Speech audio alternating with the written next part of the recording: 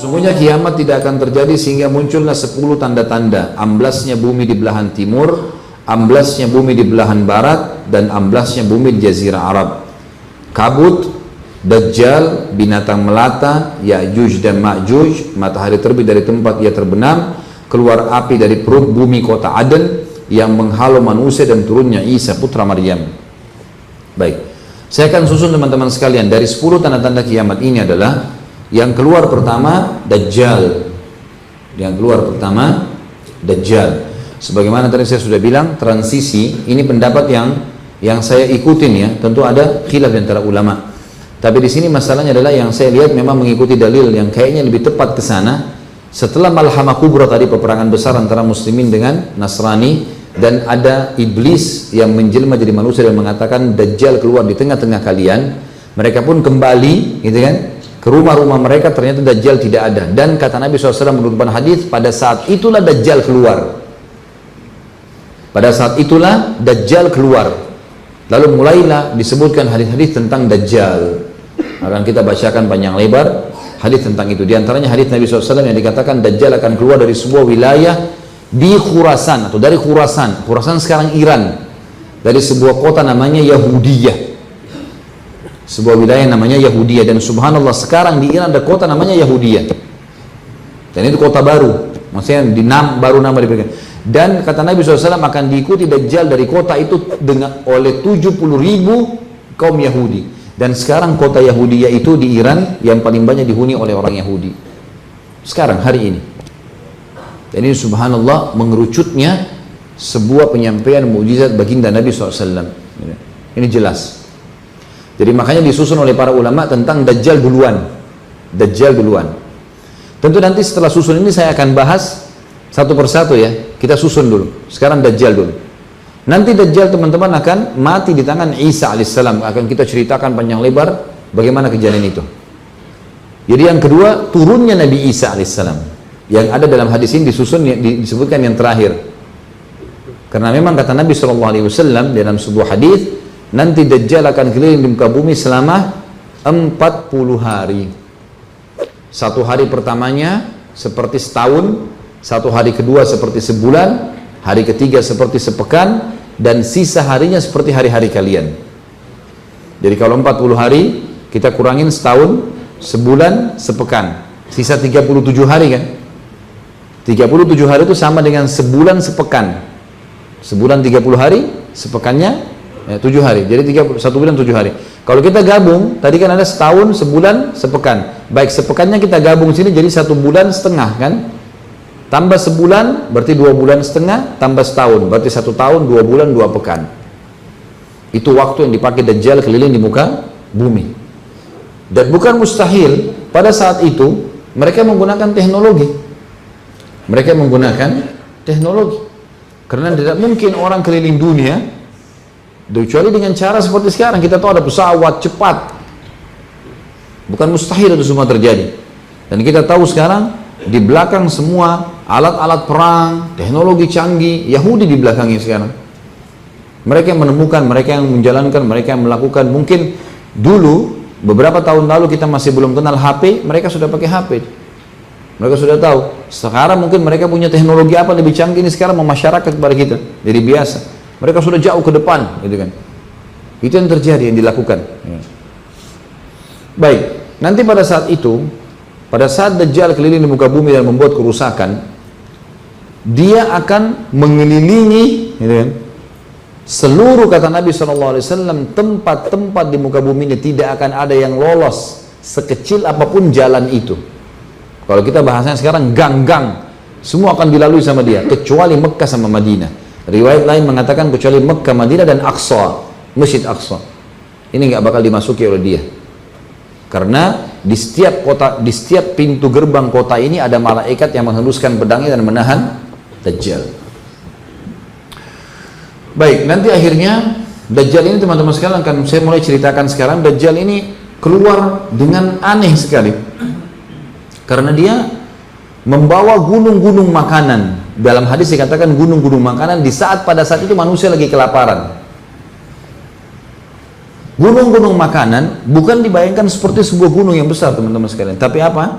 banyak sekali kekayaan yang dia miliki, sehingga dia kalau datang disambut oleh banyak orang-orang yang memang cinta dunia, dan akhirnya menerima dari dia makanan, minuman, pakaian, segala kebutuhan. Kemudian dia kalau masuk ke sebuah lokasi, kalau orang-orang di lokasi itu beriman bahwasanya dia sebagai Tuhan karena dia ngaku Tuhan, maka akan subur, turun hujan, peternakan mereka berkembang, luar biasa. Fitnah. Makanya kita dikatakan dalam doa, wa'udzubika min fitnatil masih dajjal, dan jauhkan kami dari fitnah masih dajjal, karena orang terpengaruh pada saat itu. Sampai Nabi SAW bukan mengatakan siapkan pasukan, lawan dia pada saat itu, enggak. Nabi SAW mengatakan selamatkan diri kalian kalau kalian dengar dajjal, dengar saja, keluar di satu lokasi, cari tempat lain. Walaupun kalian harus pergi dengan keluarga kalian di atas gunung. Karena jangan sampai seorang dan kalian mengatakan imannya kuat, ternyata jadi pengikutnya. Besar sekali fitnahnya. Kalau dia masuk ke lokasi, satu lokasi, dan kemudian orang tidak mau beriman padanya, maka yang terjadi adalah tidak turun hujan, kemarau, banyak hewan-hewan ternaknya yang mati. Cobaan. Allah jadikan fitnah. Makanya kata kuncinya di atas gunung, dan subhanallah, hikmahnya kata ulama adalah dia dengan hikmah Allah tidak bisa naik di atas gunung. Dajjal tidak bisa naik di atas gunung. Makanya disuruh selamatkan diri ke gunung. Entah kenapa, Allahu a'lam. Sama nanti dengan kasus Ya'juj Ma'juj yang akan kita bahas. Mereka ditaruh dihadang dengan sebuah tembok besi kan.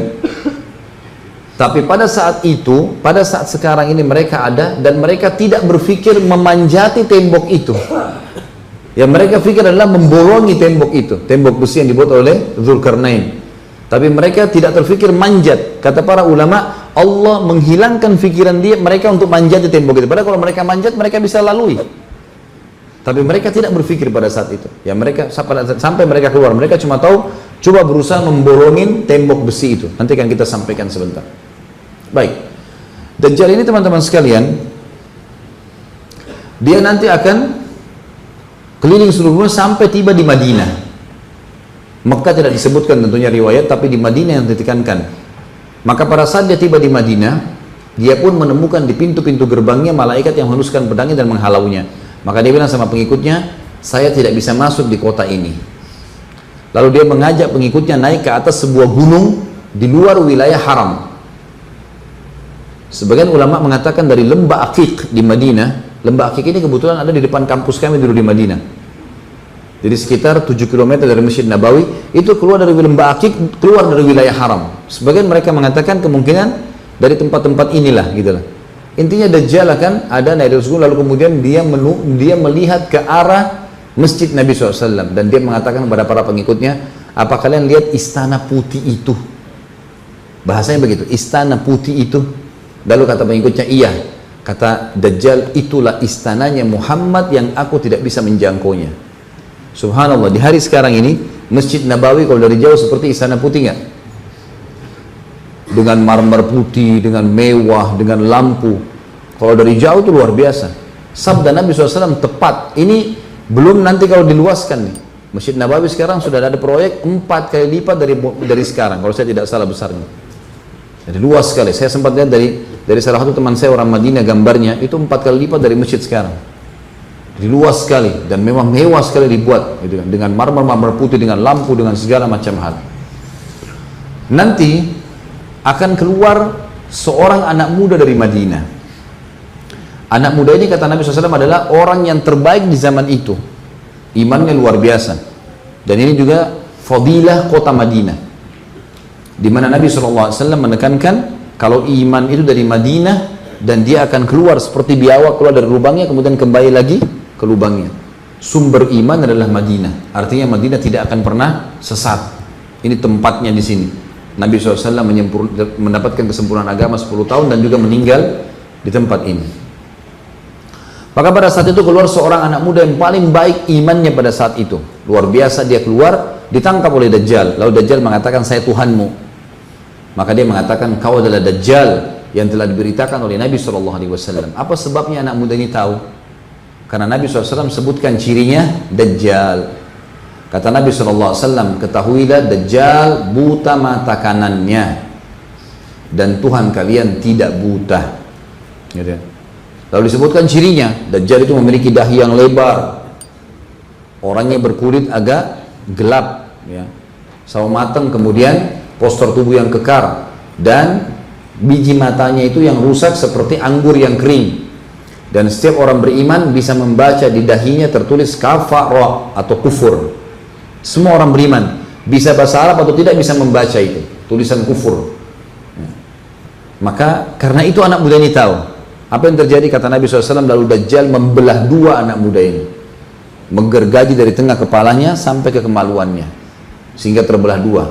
Lalu Dajjal lewat di tengah-tengahnya, terbelah dua, dilewat tengah-tengahnya untuk membuktikan seperti penyihir kalau ini adalah betul-betul terbelah. Semua pengikutnya bersorak-sorak. Lalu kemudian Dajjal berkata setelah lewatin, hiduplah, hidup kembali. Maka kata Dajjal, ya, apa kau yakin sekarang saya Tuhanmu? Kata anak muda itu, saya justru tambah yakin kau Dajjal.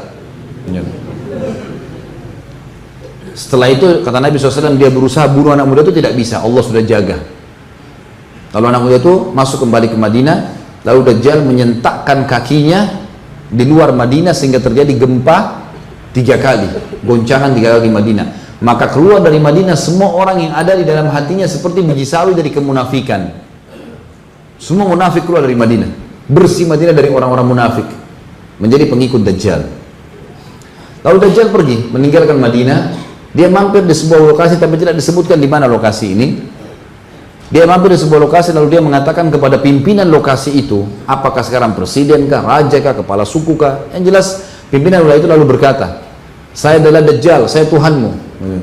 Orang itu mengatakan, mana bukti kalau kau Tuhan? Buktinya kau seperti saya. Karena Dajjal adalah manusia, dari manusia, bukan dari syaitan, memang dia dari manusia. Maka kata orang itu, kau sama dengan saya, mana buktinya? Dia bilang, bagaimana kalau saya hidupkan kedua orang tuamu? Percaya nggak kalau saya ini adalah Tuhan? Kata orang itu, kalau kau hidupkan kedua orang tua saya yang sudah mati, kau adalah Tuhanku. Kata Dajjal, tunjukkan di mana kuburannya. Ditunjukkan. Lalu Dajjal berkata, keluarlah. Tiba-tiba kuburan kedua orang tua tersebut terbuka, lalu keluar dan berkata, bicara, hai anakku, ini adalah, ya, Tuhanmu, ikutilah dia. Maka ikutlah orang tersebut, pengikut Dajjal, dan seluruh negerinya ikut. Dan Nabi SAW membongkar buat kita. Makanya kalau baca hadis jangan setengah-setengah. Di penutupan hadis apa kata Nabi SAW? Dan dua orang yang keluar dari kuburan adalah syaitan yang menjelma membantu Dajjal. Jadi bukan benar-benar keluar, itu sudah nggak ada, sudah dihancur badannya, dimakan tanah, gitu kan. Tetapi di sini syaitan menjelma membantu Dajjal. Teruslah Dajjal membuat kerusakan di muka bumi, teman-teman sekalian, sampai akhirnya dia merasa dia adalah orang yang paling berkuasa, karena dia pun tidak menyadari kalau dia akan dikalahkan. Dia mulai menyebar di muka bumi sampai dia tiba di negeri Syam, dan dia tiba di wilayah Palestina.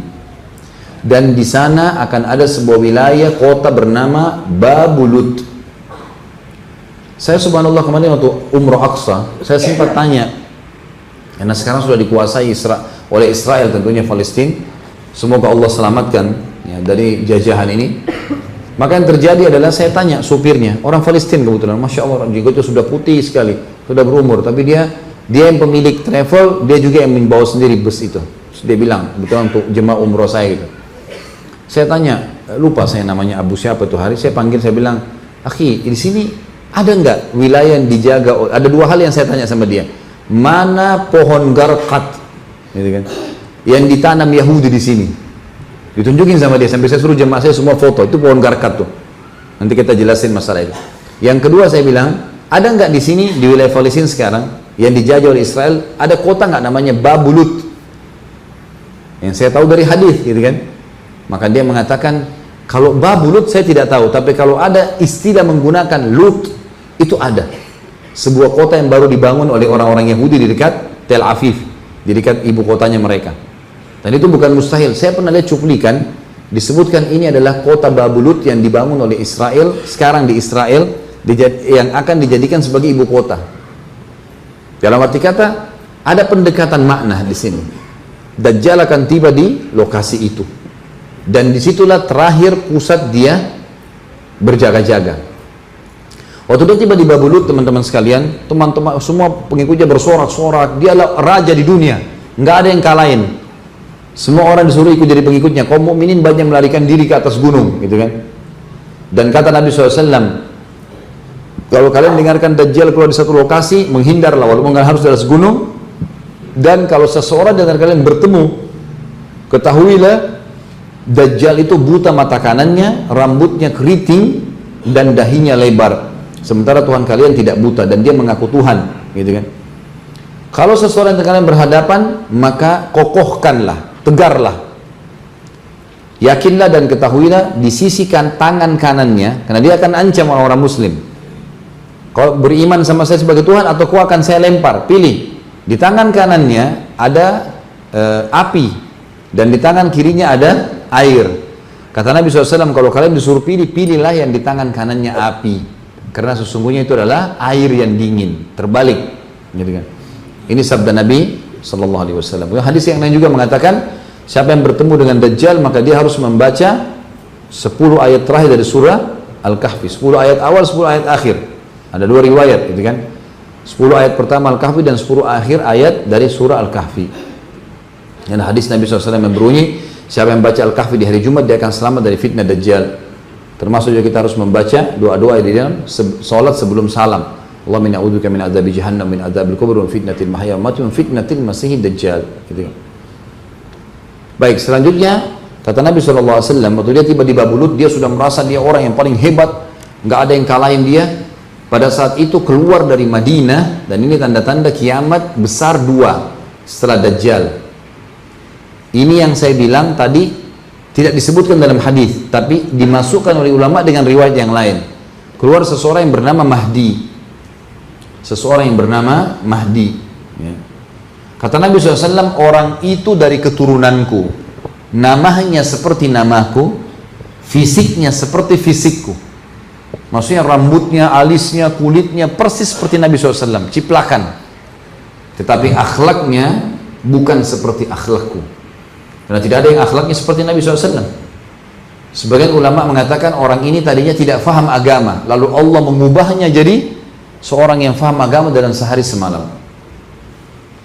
Ringkas cerita, dia keluar dari Madinah, diikuti oleh 300 orang dari Madinah untuk dibaiat, diambil janji setia, bentuk pasukan untuk menyerang Dajjal. Dajjal sudah buat kerusakan di muka bumi ini, harus dilawan, jihad. Dia awalnya nolak, setelah dia dari Mekah, baru kemudian dia setuju, keluarlah pasukan dari Mekah. Waktu itu semua muslimin yang pada saat itu ada bergabung. Lalu mereka menyusul Dajjal menuju ke Palestina, Babulut tadi. Pas tiba di menara, masjid Menara Putih, kata Nabi SAW, ya, menara berwarna putih, dan itu sekarang Masjid Damaskus, Masjid Jami' Damaskus. Ini disepakati dengan namanya Masjid Menara Putih. Lalu kemudian sholat asar pada saat itu. Muslimin akan sholat dipimpin oleh Mahdi. Dan pada saat itulah tanda-tanda kiamat besar tiga terjadi. Isa alaihissalam turun. Isa alaihissalam turun. Kata Nabi SAW, Isa alaihissalam akan turun dengan memegang dua sayapnya malaikat. Kemudian dari rambutnya menetes saking basah dan suburnya sampai air seakan-akan netes dari rambutnya. Alaihi salatu wassalam. Keluarlah Isa turun alaihissalam lalu bergabung sholat di situ.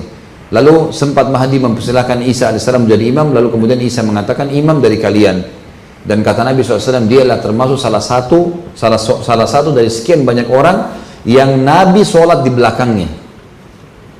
Itu di zaman Nabi SAW pernah Nabi sholat di belakangnya beberapa sahabat, diantaranya Abu Bakar, ya. Diantaranya Abdurrahman ibn Auf, dalam beberapa keadaan tentunya. Ya. Ringkas cerita, sholatlah. Habis sholat, maka Mahdi pun memberikan kepimpinan kepada Isa alaihissalam. Lalu mereka pun menuju ke Babulut tadi.